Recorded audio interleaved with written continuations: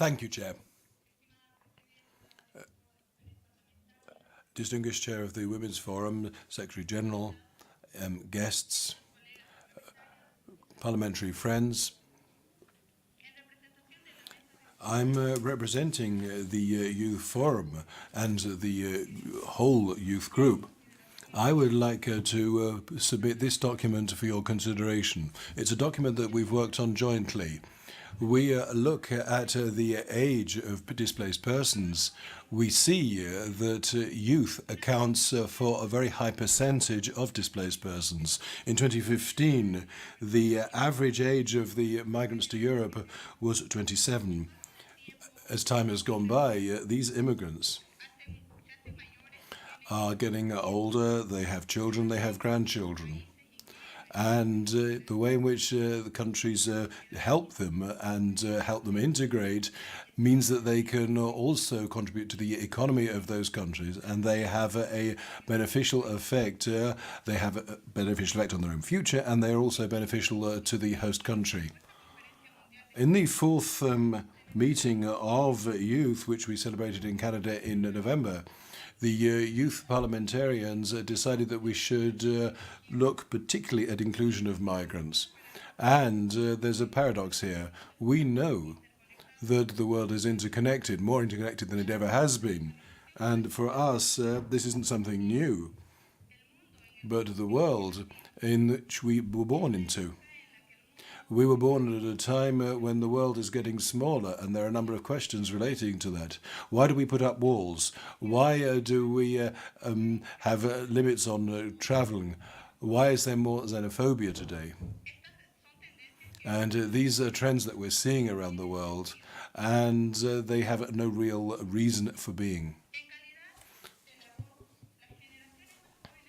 The youngest generations, we believe that we have to go for change here. What we have to do is not look back, we have to look ahead so that we can put in place mechanisms so that we can make the most of changing situations. Migrants come in to stay. And we need to have an international system so that we can have a fair and ordered migration and in full respect of human rights. We shouldn't see it as a problem, we should see migration as an opportunity. We youth parliamentarians would like to foreground a number of actions which can take us in that direction. We want to do this as part of human rights. No one chooses where they're born, and all of us have the right to a family, a home, and also, therefore, we need to have a focus which is based on the human rights. And we believe that in so doing we will protect the rights of refugees and migrants. And we as parliamentarians have to do this, and it is important that we call upon our governments to issue those guarantees. It is also important that policies be based on actual needs. For example, we need to get data together, and we need to know about each migrant and each refugee. We also need to look at the situation of young migrants.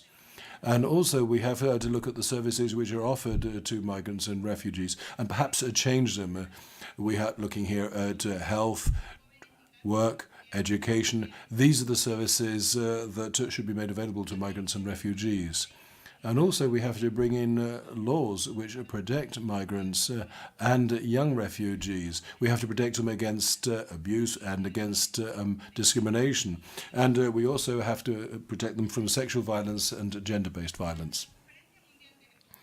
At the Youth Forum, we saw what Canada was doing.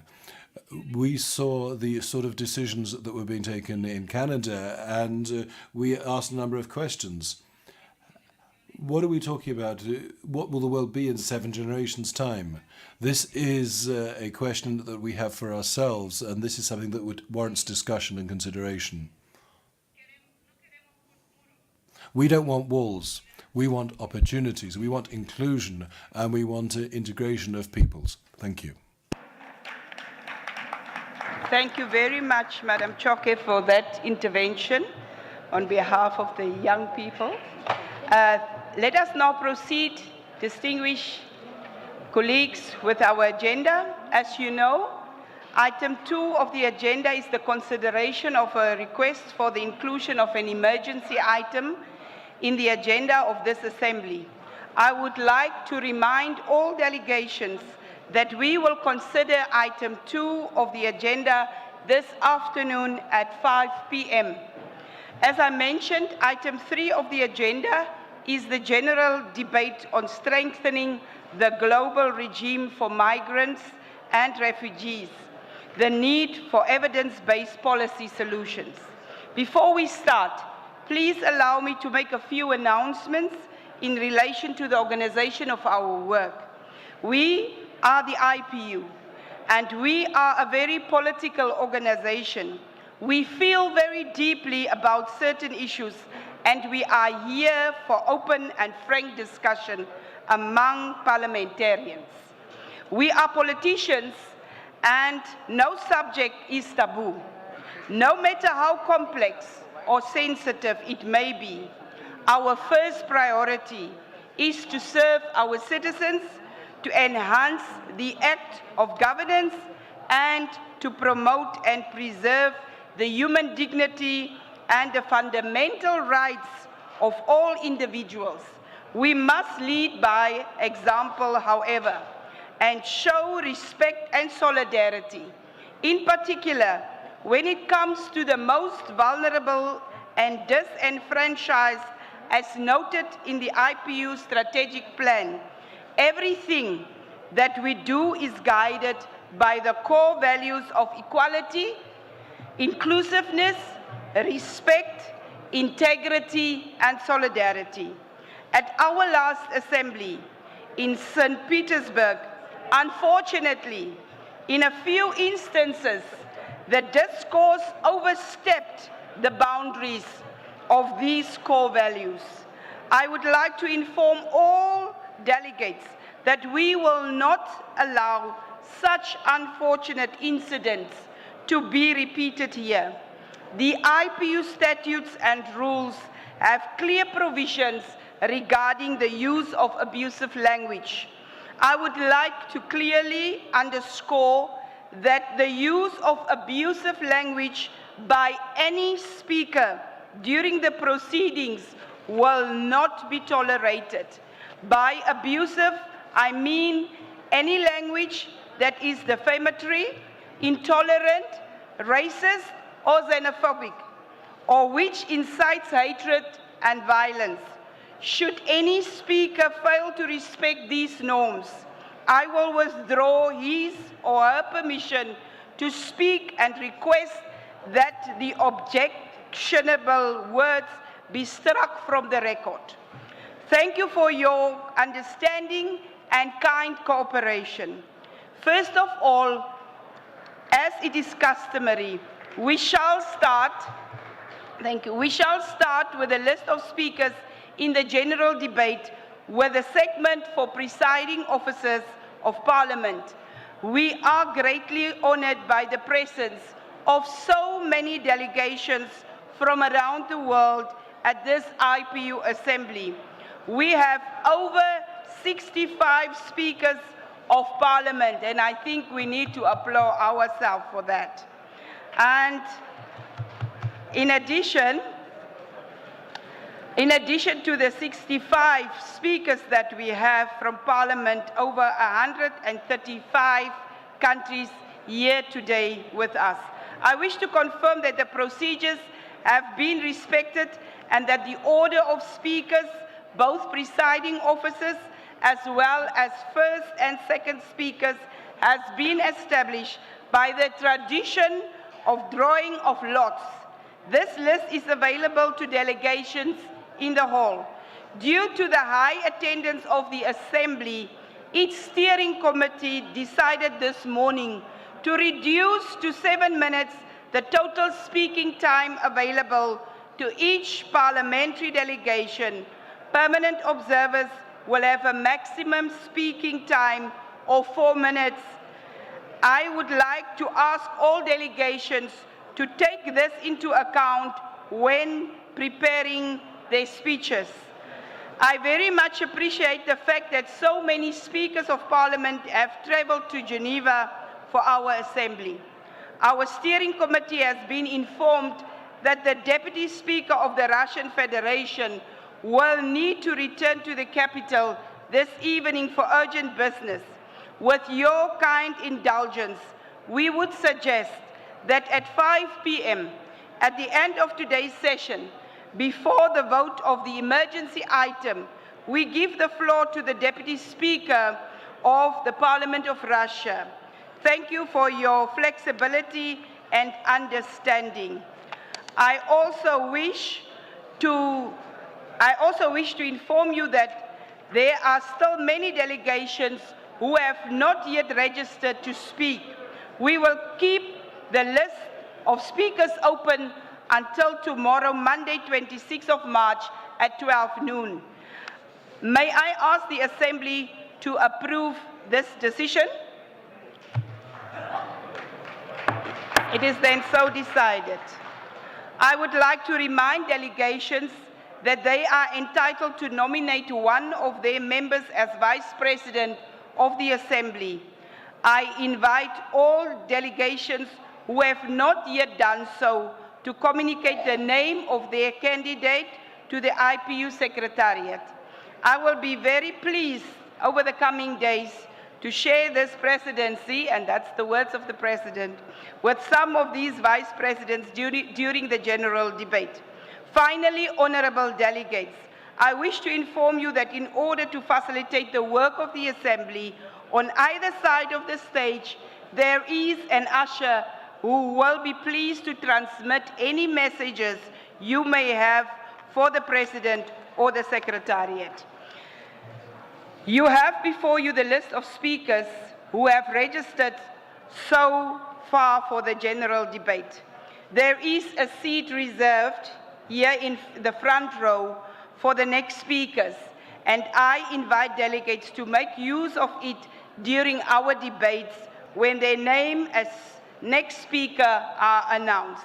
Finally, I wish to request all delegates to strictly respect the speaking time allocated so that all delegates who have registered to speak may do so within the time available for the general debate. I will now continue and we will hear the first speaker in this general debate, and I would like to give the floor to the speaker from Gabon to take the podium and give the speech, and it will be followed by the speaker of Namibia. Can I please have the speaker from Gabon? Is the speaker of Gabon in the hall? Is coming down. Thank you very much, Speaker. I see it's moving downwards. After Gabon, it will be the Speaker of Namibia, and the Speaker of Namibia will be followed by the Speaker of Jordan, in that order. And then we will conclude to go for lunch, and then we will return. I will make the announcement thereafter. Thank you very much for your kind attention.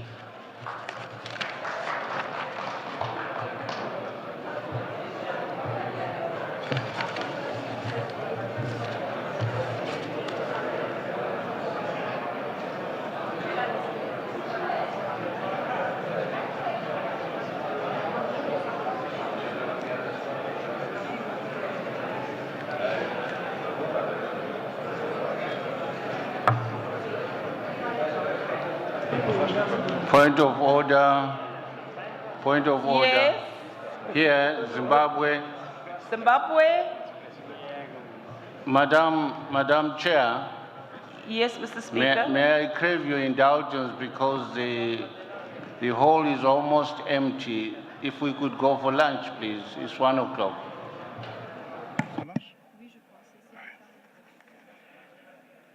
Madame le... Mr. Speaker, I do understand, but unfortunately the speaker from Gabon is already here, ready to speak, and we have arranged to close at 1:15. With your indulgence, please. Thank you. Madame le Président. Thank you, Madam. Madam President, Mr. Secretary General, fellow parliamentarians, ladies and gentlemen, the delegation of the National Assembly of Gabon is pleased to participate in this 138th Assembly of the IPU. The Assembly has included one of the most sensitive of subjects on its agenda, strengthening the global regime for migrants and refugees, the need for evidence-based policy solutions. Ladies and gentlemen, colleagues, migration is indeed a topical subject. It is a matter of great concern to a number of our states and for us parliamentarians. Migration is linked to population mobility, which has people crossing national borders. That mobility is as old as the idea of borders themselves. Migratory flows have their origin in migrants seeking to improve their lives. Migrants are often fleeing poverty, civil war, repressive regimes, or religious intolerance. It is often the hope of a better life that has people moving. Unfortunately, in the absence of any legal way of migrating, migrants find themselves using other methods available to them, with everything that might mean with respect to taking risks. Crossing the Mediterranean, for instance, which is just one illustration of this type of tragic situation. We politicians have a responsibility to tackle this issue and to try find ways of dealing with it, if not stopping it, mitigating it. Above and beyond existing international instruments, the New York Declaration is helpful in that it does fill a gap in the international system available for the protection of migrants by providing for responsibility sharing when it comes to refugees. The declaration also opens a way to two new treaties being agreed on refugees and migrants to ensure some systematic approach to these issues. My country, Gabon, is a stakeholder in almost all international instruments relating to human rights, notably the Geneva Convention of 1951 and its additional protocol of 1967 relating to the status of refugees. We have also ratified the Convention of African Union of 1969, which has to do with the situation of refugees in Africa. Gabon has adopted asylum-related legislation. It did so in March of 1998. It provides for the protection of refugees in the Republic of Gabon in order to ensure that our domestic legislation is in keeping with international treaties. For a number of years now, and working in close cooperation with our partners, the authorities of Gabon have been working to promote inclusivity and the social inclusion and the inclusion of migrants. The authorities of Gabon have understood that if migrants didn't enjoy certain fundamental rights, they would not be able to benefit from migration. And that would also mean that they would not be in a position to contribute to national development or their own economic or social well-being. For the President of our Republic, Ali Bongo Limba, we need to work with the United Nations to ensure that we have inclusive humanitarian systems in place that are transparent and sustainable. We need to provide the best possible assistance to people in crisis. We need a fairer system. We need a system that takes into account the concerns of Africa and also ensure that we respect the very principles that underpin our humanity. We need to provide protection and assistance to refugees in such a way that it is in keeping with the international community. Gabon has now an office to deal, a commission to deal with refugee matters. It is involved in hosting and managing refugee affairs. On the 20th of June, International Refugee Day, Gabon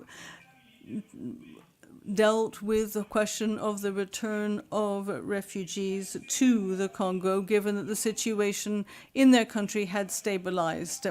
This was a matter of voluntary repatriation, subject to agreement.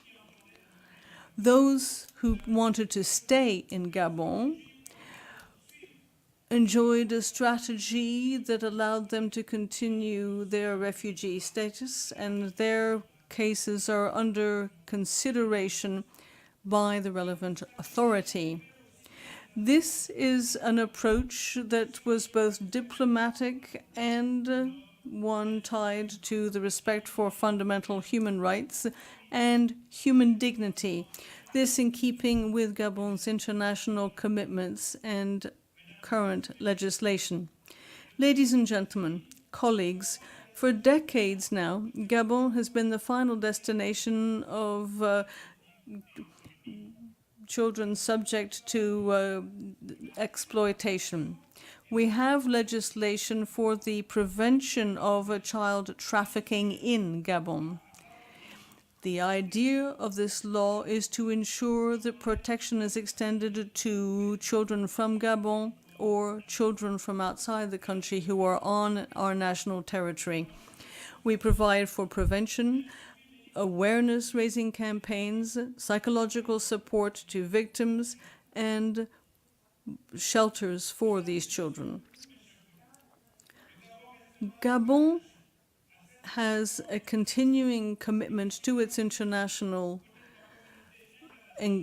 treaties and will work with the international community in the interest of finding sustainable solutions to the problems faced by refugees and migrants. We must all work together in order to enable them to return home if that is possible, or to become a part of the host country where they find themselves, or to find a third country.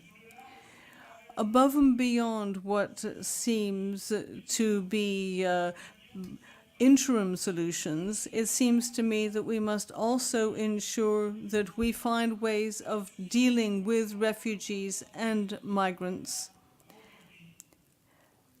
In context, we need to ensure that we deal with the root causes, poverty, for instance, and we would urge the IPU to work more with the countries of the South and to help them strengthen democracy. I would now like to recognize the speaker from Namibia to please take the floor. To be followed by the speaker of Jordan, and then we conclude.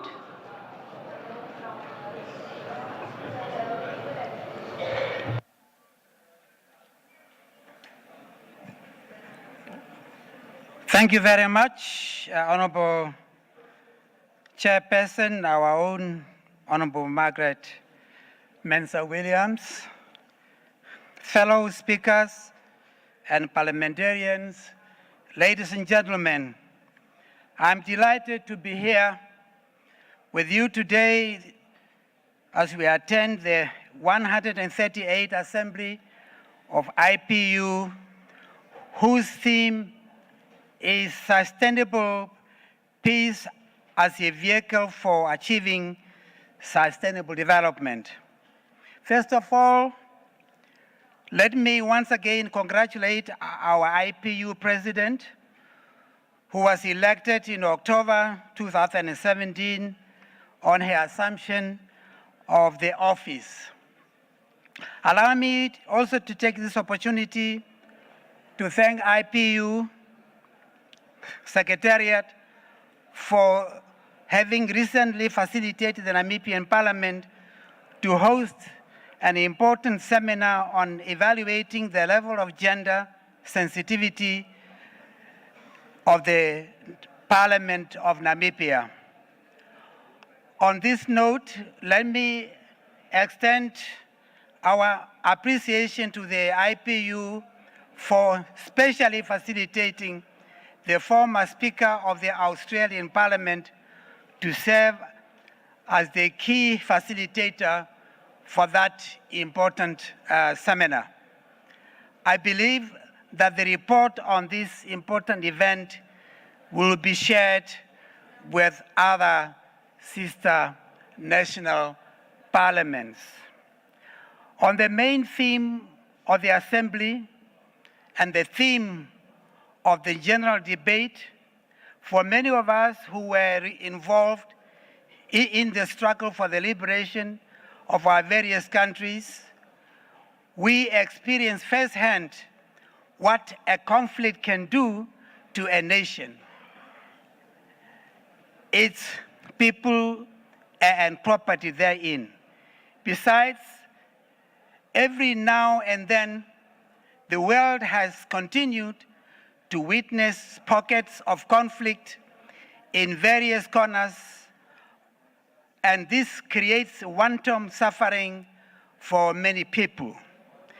These circumstances bring around migration, which has to lead many other related challenges as we are sharing in this important assembly.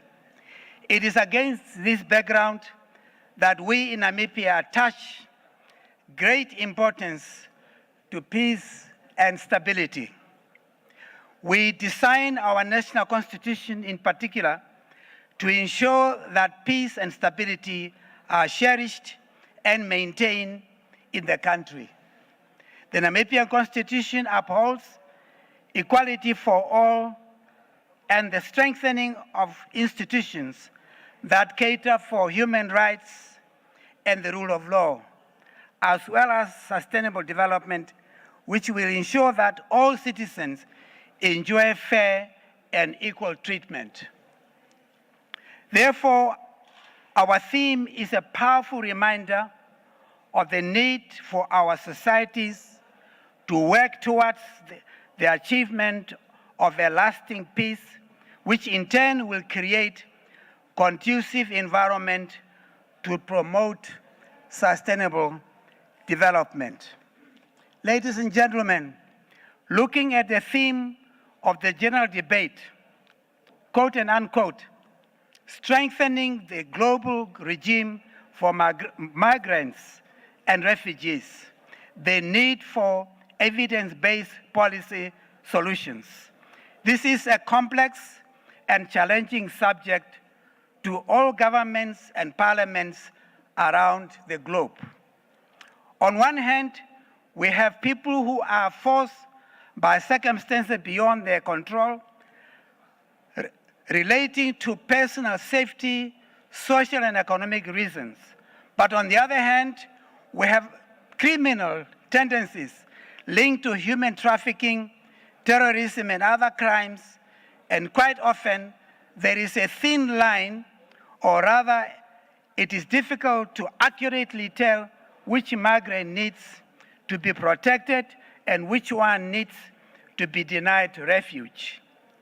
I therefore appeal to our IPU Secretariat and our various national parliaments who are part of the IPU family to ensure that we discuss this discourse of migration while looking at all these facets related to migration and the facilitation of refugees. The concept note and the broad conclusions around the discussion on the theme of the general debate should enjoy the support of our various national parliaments. As I conclude my remarks, let me take this opportunity to express our view on the proposed amendments to the IPU Constitution. Yes, it is essential that we take stock of how our organization is performing so as to ensure that we have a dynamic and resilient institution which ably responds to the challenging times. However, such amendments must be looked at carefully in order to be well informed about the financial and strategic implications of some of the changes that are being proposed. We are delighted that there is an agreement to subject proposed amendments to a reasonable time frame in order to ensure that we do not do the work in haste. This is indeed a welcome development that will certainly inspire confidence in the entire process. That said and done, Chairperson, I wish to thank you. Thank you very much. Thank you very much, distinguished speaker from Namibia, and thank you for keeping in time. I now acknowledge the distinguished speaker from Jordan to please take the podium. That will be our last speaker before we break for lunch.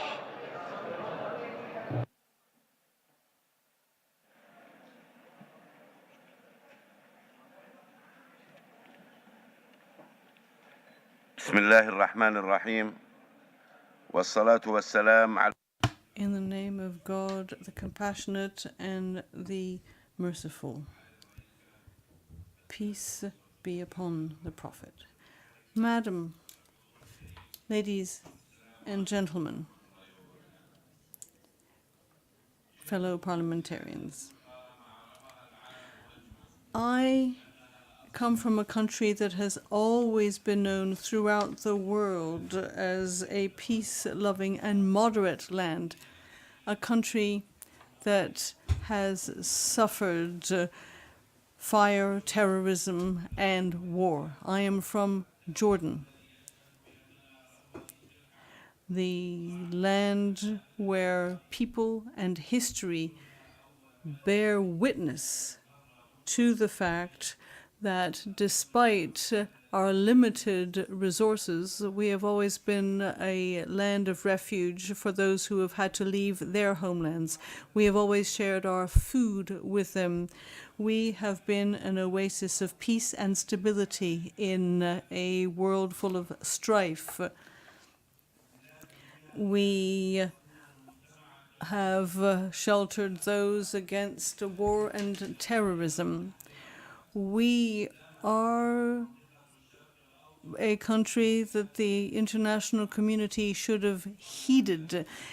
If they had, the Middle East would not have known the wars that it continues to have, and we have people continuing to suffer war, famine, migration, and shifting populations. Madam President, ladies and gentlemen, we are strongly committed to the values underpinning the Hashemite Kingdom of Jordan. We are attached to all the international values and conventions which underpin the international rule of law. We do feel that internationally there are double standards as we ignore state terrorism in some cases and criticize it in others, and we ourselves are well aware of that approach. I have examples of dozens of racist laws adopted by the Israeli Knesset. All of these laws are examples of intimidation and terrorism. In Palestine, we see that land is being requisitioned, houses razed, women arrested, holy places desecrated.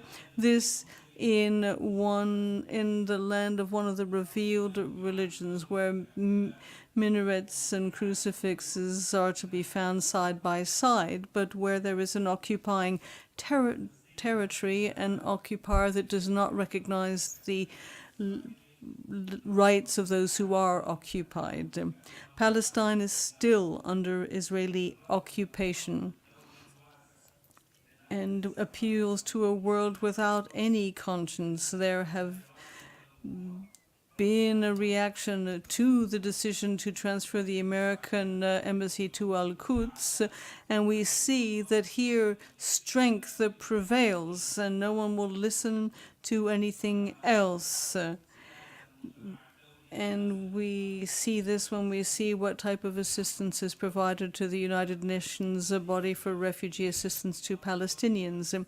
We see the need to recognize the human problems involved. We in Jordan are well aware of the problems faced by Palestinians, and we are involved in the quest for sustainable lasting solutions to these problems, and we have tried to work for peace, not in any arbitrary fashion whatsoever, but trying to look to the future, a future that will be a good one for all of the generations to come in the region. Unfortunately, our endeavors have come to nothing as the other side has not respected them.